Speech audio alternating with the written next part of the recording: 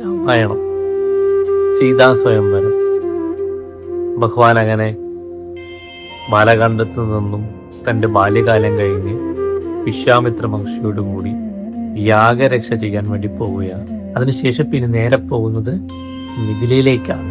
നമുക്കറിയാം, ഭഗവാന്റെ രാമന്റെ കല്യാണം നടക്കുന്ന മിഥിലാപുരി വളരെയധികം സമ്പന്നമായ എല്ലാവിധമായ വിഭവങ്ങളുമുള്ള പ്രൗഢോജ്വലമായിട്ടുള്ള രാജ്യമാണ് മിഥില. ആ മിഥിലയിൽ വിൽവേൽവി നടക്കുന്നുണ്ട്.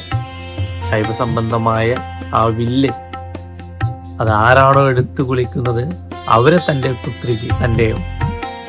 പുത്രിയായ സീതയെ പാണിഗ്രഹണം ചെയ്ത് കൊടുക്കുന്നതാണ്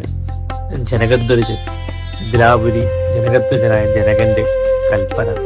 അപ്പോൾ ഒരുപാട് പേര് വന്നു, വളരെ ശക്തരായ ഒത്തിരി പേര് അവിടെ വന്നു. ഈ ശൈവ സംബന്ധമായ ഈ വില്ലെടുത്ത് കളിക്കാൻ പോലും ഒന്ന് അനക്കാൻ പോലും സാധിക്കാതെ പലരും പരാജയപ്പെട്ടു പോകുന്ന ആ സദസ്സിലേക്കാണ് വിശ്വാമിത്രൻ തൻ്റെ 2 കുമാരന്മാരെയും കൂട്ടി വരുന്നത്.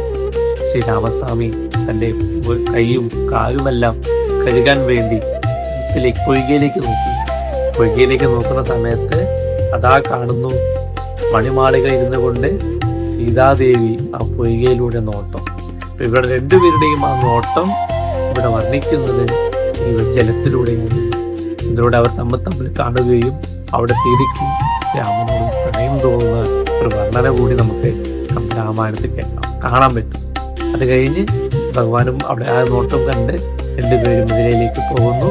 അവിടെ വില്ലെടുത്ത് കുളിക്കാൻ വേണ്ടി ഇവരും വന്നതാണോ, എന്നാൽ കുളിക്കട്ടെ എന്നായി ജഗനൻ.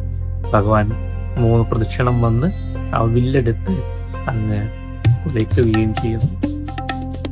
അങ്ങനെ മിഥിലാപുരിയുടെ പുത്രിയായിട്ടുള്ള സീതാദേവിയെ, ജാനകീദേവിയെ ഭഗവാൻ അവിടെ വിവാഹം കഴിക്കുകയാണ്. പാവക്കൂട്ടുന്ന ദൃശ്യകലയിലൂടെ സമ്പൂർണമായ രീതിയിൽ നിങ്ങളുടെ ഉത്സവ പറമ്പുകളിൽ, നിങ്ങളുടെ ഉത്സവകാവുകളിൽ, ഉത്സവ വേദികളിൽ, അനുഷ്ഠാന വേദികളിൽ രാമായണത്തെ, രാമന്റെ കഥയെ സമ്പൂർണമായി നിങ്ങൾക്ക് കാണാവുന്നതാണ്.